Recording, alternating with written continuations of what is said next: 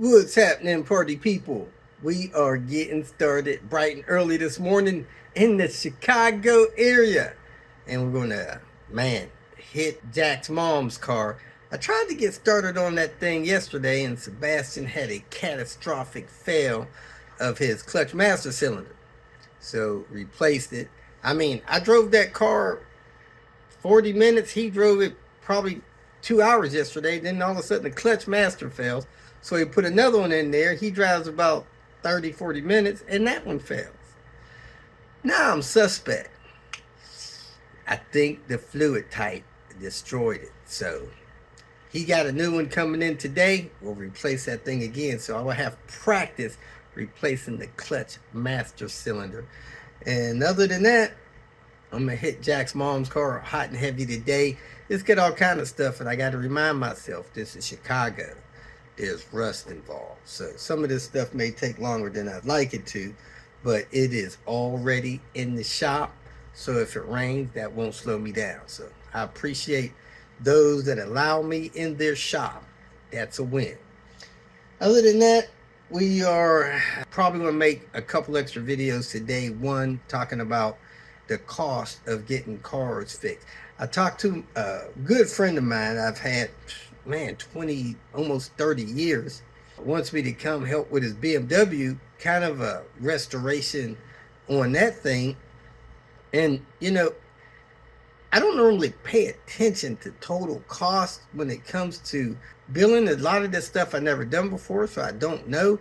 But just a mechanical restoration of a 30, 40-year-old car is going to cost between $6,000 and $10,000.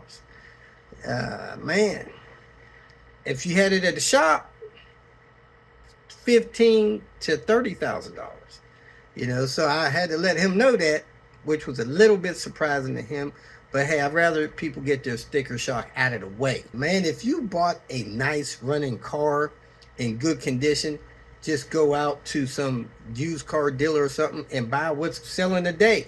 Some of this junk, some of these more modern cars, man, you'll pay $20,000 easy for a car. So if you got something that was built, 30, 40 years ago, a little bit different technology, some of that stuff's more durable, and you put 5, 6, 8 G's in it, I think you'll have a better car than spending $20,000, $25,000 for something that's, 5 to 8 years old out there on the market. Man, this stuff is, even if you spent 10 grand on a 7, 8-year-old car, some of that stuff, man, it's at the point where it's going to start breaking every day. I talked to a guy yesterday, Jack. He asked me about passing emissions, and then emission lights coming on, moments later. I said, man, you should be glad you passed emissions and that light didn't pop on your way to emissions. You got a 25, 30-year-old car. Stuff can break every day. I'm real hesitant to say that somebody checking your tire pressure messed up a ball joint. It's just not likely. And most people wake up in the morning not trying to ruin someone else's day. They don't want their day ruined. Most people don't want to ruin your day. So you take your car to some shop or something and they try to fix something. There's a chance they'll break something fixing something, but they're normally not just maliciously breaking things. Heck, I tell people all the time, I go in here to replace a radiator, I'm probably going to break 2 bolts. Now, am I responsible for that? Not really. Those bolts are going to break when anybody replaced it. So now I got to put some kind of hardware in there to supplement that old jacked up rusty stuff that came out. I just couldn't do the job without breaking that bolt. I couldn't do the job without breaking some kind of line because it was in the way and somebody rigged something else up, and I got to fix that now properly. Some of that stuff it's just going to happen, and those are costs that if you want your stuff fixed right, you got to absorb. Anyway, I don't know why I got off on that, but hey, hope you enjoyed today's clips. Have a great day. Welcome to Hanging Out with Robert, that's me. This video contains things that I encounter throughout the day. If for some reason I complete a task and you would like to see the details, you could click on the link in the description area below. This video also contains tips and tricks that I learned throughout the years. I plan on leaving this video accessible for about 30 days. After that, you can view it through my Patreon account. Thank you very much for watching. Star date number 6 on Sebastian's car. Look at that. Let there be light. Let's get started. We're going to finish up the inside and then start on the suspension. Whoop, whoop. I'm going to do the fan mod before I do the suspension, but let me finish up the inside. Last night when I left, I had everything connected. I just didn't have it buttoned up. So we need to get it all buttoned up here. Yes, sir. Put the carpet back in place. Figure out what he wants to do with these extra monster cables somebody had in here for something. And get this thing buttoned up. Let's do it. It is possible that this is an original cord, man. Could last a little while longer, but man, when you're in here and it's just a few bucks, go ahead and do it. I see a 95 date on that thing. This is the color they start out like. This is the color they end up like. Sometimes I see this bottom is very dark. Those are real prone to just exploding. So we're going to go ahead and get this installed. Links in the description area to the part and the video. Got the heater core in, this side all put together. Got to leave the other side open to leak check it. So that's where we're at. Let's move on to the fan mod. I'm about to do the fan mod on this fan system on this car. When the fan is installed, you have about 2 inches to reach in between the fan and the intake manifold. Maybe 3, 4, I don't know. It's tight. So what somebody did in the community to help out the community, they disclosed it to people, but they unmounted the fan from the outside of the fan shroud and they mounted it on the inside. But you got to trim a little bit of this fan housing away to do that. And the description area has the detailed video link, but I'm gonna go ahead and do the fan mod on this. Give us another inch and a quarter to work in front of this engine. So it'll be helpful, especially since we're going to install a bigger intercooler. It'll push all that stuff back about a 1/2 inch. But hey, every inch counts when you're down to 2-3 inches. So let me go ahead and do this fan mod. Got a rusty screw there. That's going to be fun. Got the fan mod done. Next, we're going to hit the short shifter kit. And I'm going to install the short shifter kit. So I put a little zip tie on the drill bit to let me know when I'm just about through. When that zip tie starts sweeping this bracket, I know to let up off on the pressure because I'm about to bust through the back side of it. So I'm about, man, an 1/8 of an inch before I'm all the way through. I put a little bit more oil on the bit. So let me go ahead and finish drilling this last little bit. I'm leaning on it so it goes through good. So there we are.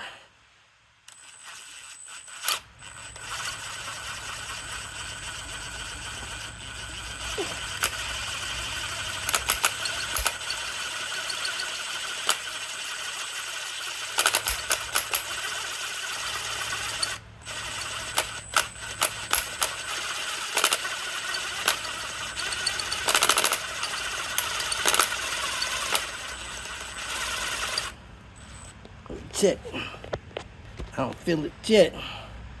We'll do a little bit more.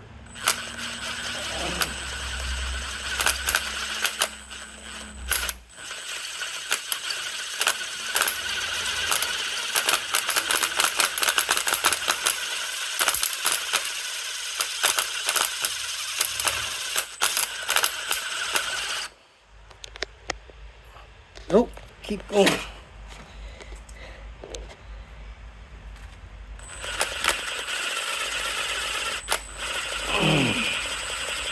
Starting to sweep.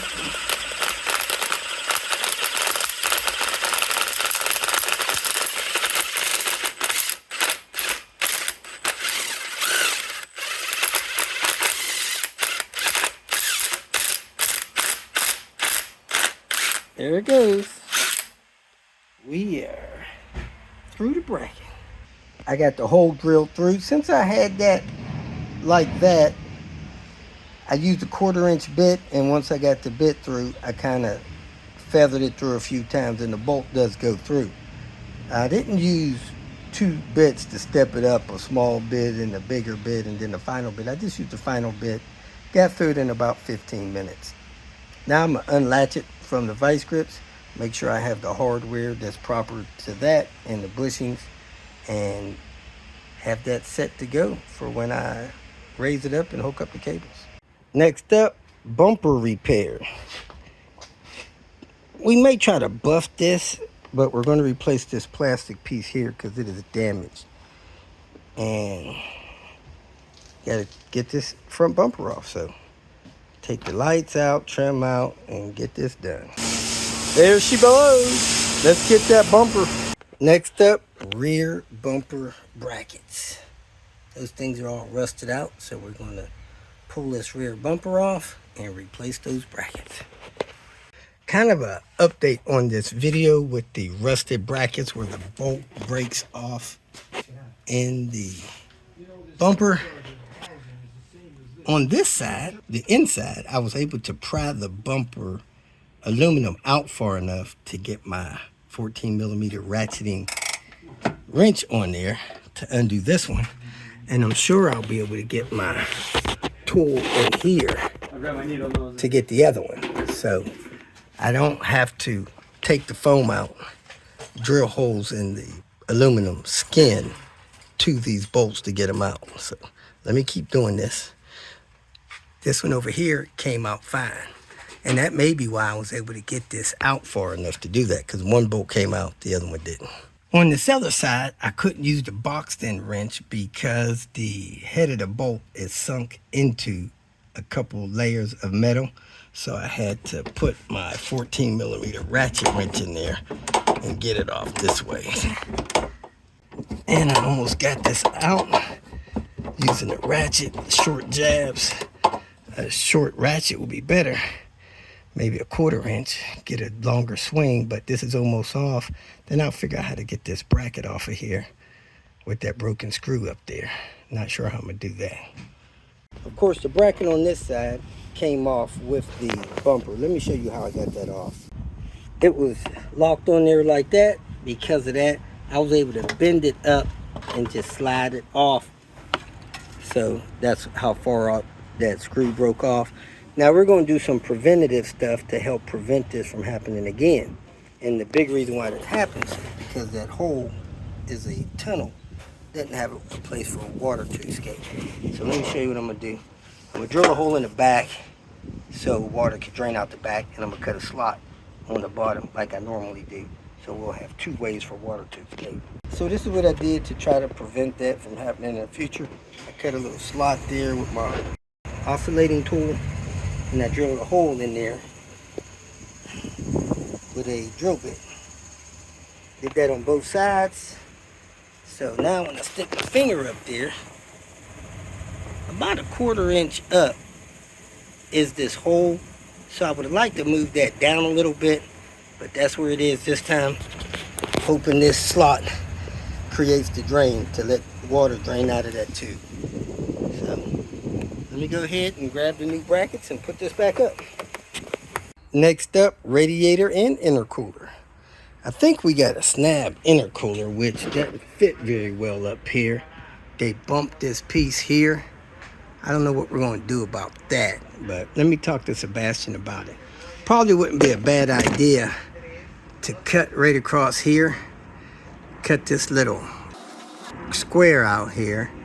Maybe this will be strong enough to deal with it without it, but let's see what he decides to do. That's what I'm probably going to have to do with mine. Either that or swap it for a DO88 one. We have a Snab Intercooler. Now this intercooler was purchased a few years ago, so I don't know if this problem still remains.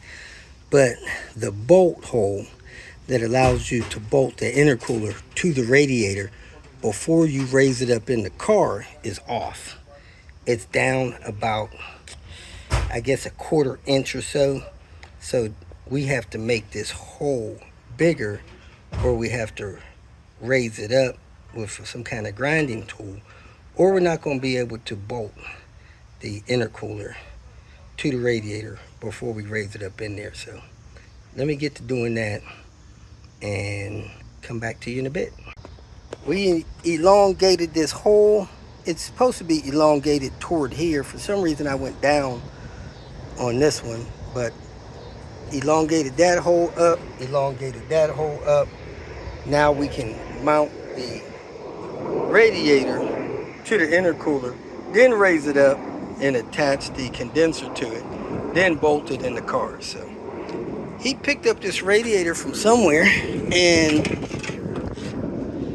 it has perfect hole alignment with that bracket there that comes on these Volvos. The piece there is bent in a little bit, but I don't think that'll be a problem. I'll bend that out so that it mounts flat on this intercooler. And he's got an aluminum radiator with hopefully strong wings to support that weight of this. So I'm gonna take these rubber grommets out of that, put them in here, and get ready to mount this thing tomorrow, because it's the end of the day here, folks. We're gonna call it. We are taking rusty bolts. We're running them through the bead blaster, making them nice and clean.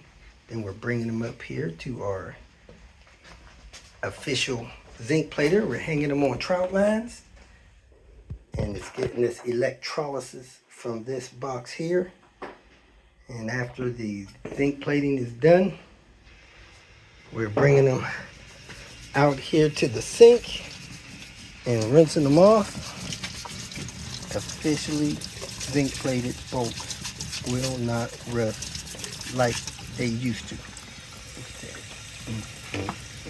You wire brushing them? You can wire brush them after that? Yeah. It gets into the metal? Yeah. Oh, I thought it just like was a coating on the metal. No. It gets into the metal. Yeah. Nice. Now I'm even smarter. If you feel that this information was useful, please like it and share it with your social media friends. You can subscribe to my channel so that you will get notifications of future videos that I post. You can follow me on Twitter, and if you need to contact me directly, please visit my website.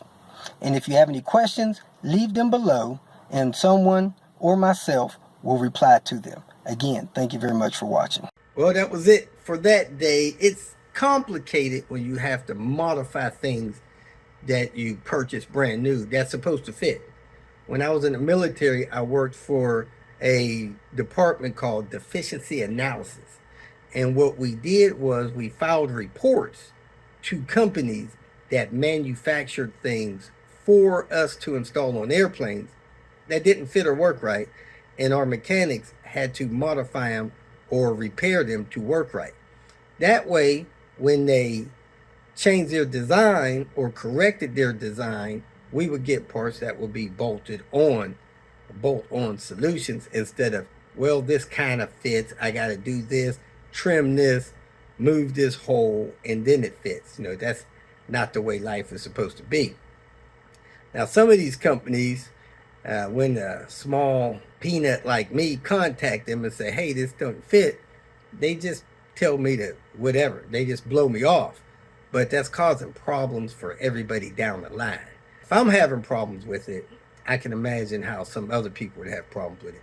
And a lot of people just return that garbage. They don't try to modify something to fit, or the person they're paying will modify it to fit, charge them $275 for that modification. So it's painful to buy things that don't fit right. It would be nice if, when they're notified of it, the company that sold it to you, that they make corrections on their end and quit selling that part that doesn't fit, and then come back and compensate these people. They got to pay mechanics like me $50, $100, $300 to make it fit. You know, it's just it's hard. Anyway, let me get off of that soapbox and find something to do that's more productive. So I hope you all have a great day. Thanks for watching. I appreciate your support.